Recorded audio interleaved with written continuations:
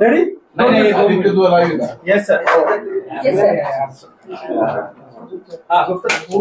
आज रोजी police control रूमला 4 वाजेच्या सुमारास एक माहिती मिळाली की माननीय तानाजी सावंत साहेबांचे मुलगा यांना कोणीतरी घेऊन गेलेले आहे।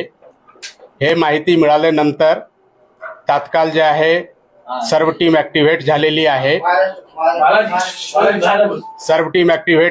आहे। त्यानंतर तातडीने यांची माहिती घेणे सुरू झालेली आहे।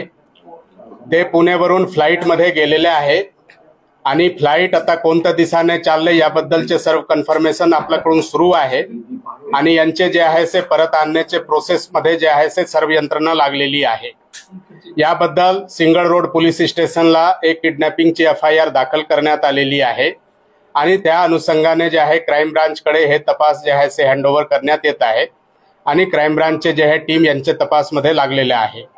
आता प्राथमिक माहिती हेच आहे आणि यानंतर आता सर्व माहिती जे आहे ते डेव्हलपमेंट होत आहे। एक वेळ फायनल डेव्हलपमेंट काय होतील त्या अनुषंगाने आपल्याला परत जे आहे ते माहिती आम्ही प्रेस ब्रीफिंगच्या द्वारा किंवा प्रेस मीडिया ग्रुपवर हे माहिती देणार आहे।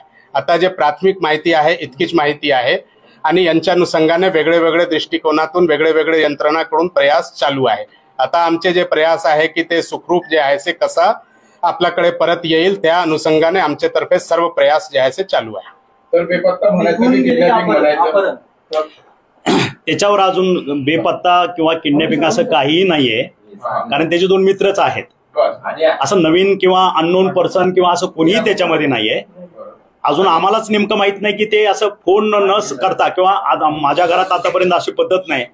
अगदी कुठं वाकडला जरी कुठं जाणार असेल तर फोन करून पप्पा मी तिकडे चाललो, पण इथं ज्यावेळेस आला त्याची गाडी वापरली नाही की दुसऱ्याच गाडीतनं तो इथपर्यंत आले ते 3 जण आणि गेले। त्याच्यामुळे मी कॉशियस झालो की बाबा मला इंटिमेट केलं नाही किंवा माझा जो थोरला मुलगा आहे गिरिराज त्याला इंटिमेट केलं नाही। कम्युनिकेशन कंटिन्युअस असतं, दिवसातनं कमीत कमी 15 ते 20 फोन आमचे एकमेकाला होतात आणि त्याच्यामध्ये फोन आला नाही आणि अचानक हा एअरपोर्टवरती कशाला गेला त्याच्यामुळे मी कॉशियस झालो। म्हणून मी कॅम्पसमध्ये गेलो, कॅम्पसमध्ये सांगितलं की बाबा त्याची स्वतःची गाडी घेतलेली नाही, दुसऱ्याच गाडीने हे 3 जण त्या ठिकाणी गेले। म्हणून मी कॉशियस होऊन इमिजिएट ह्या गोष्टींना साहेबांना फोन केला, CP साहेबांना फोन केला, फडणवीस साहेबांना फोन केला। त्याच्यावरती इमर्जन्सी फास्ट ट्रॅकवरती मी त्याच्यावरती गेलो आणि आता कळलं की ते प्रायव्हेट चार्टरनं हाय झालेले आहेत। आता कुठं लँड होत आहे ते अजून they are also trying at their level best. आम्ही आमच्या पद्धतीने प्रयत्न करतोय। We are waiting the result.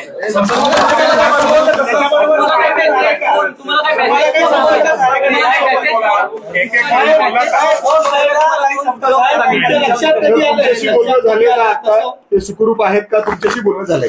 Flight मध्ये असल्यावर बोलणं कसं होईल? आपल्याला समजलं कसं फ्लाईट मध्ये? जो ड्रायव्हर सोडायला गेला होता तो ड्रायव्हर आला कॅम्पस माघारी, तो म्हणला की मी त्यांना सोडून आलो एअरपोर्टला, म्हणून आम्हाला कळलं की एअरपोर्टला आले। ते नेमकं कुठे गेले ते समजू शकतो? काही नाही, काहीच माहित नाही। ते ट्रॅकिंग करलं, घरात प्रयास चालू आहे। मित्रच आहे, ते नावही मला माहित नाही। आता ते समजेल, ड्रायव्हर बी एकदम हे झालेला आहे, ड्रायव्हर कडे कळेल। आम्ही तेच माहिती घेतो की नेमकं कोण आहे त्यांच्यावर। नाही तेही माहिती, सर्व गोष्टी तुम्हाला चार्टर्ड घेऊन गेलेत का एवढं विचारतो? प्रायव्हेट प्लेन घेऊन गेलेत का ते? आता इथनं त्या ड्रायव्हरनं आम्हाला दिलेली माहिती की मी D1ला त्यांना सोडला आतमध्ये आणि मी गाडी घेऊन माघारी आलो। पण आपण जे संपर्क करताय, आम्ही करतोय प्लेनला, ते आम्ही नाही की गाडी पोलीस नाही अजून ते माहित होतं फ्लाईट आहे, ते चार्टर आहे का रेग्युलर फ्लाईट आहे आणखी काय ते अजून काहीच क्लिअर झालेलं नाही। For that we are waiting आणि they are also trying to their level.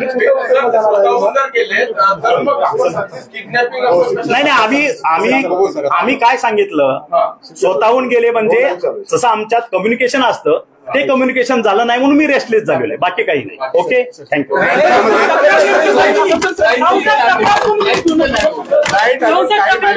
Land झाल्यानंतर आपल्याला कळवली आहे।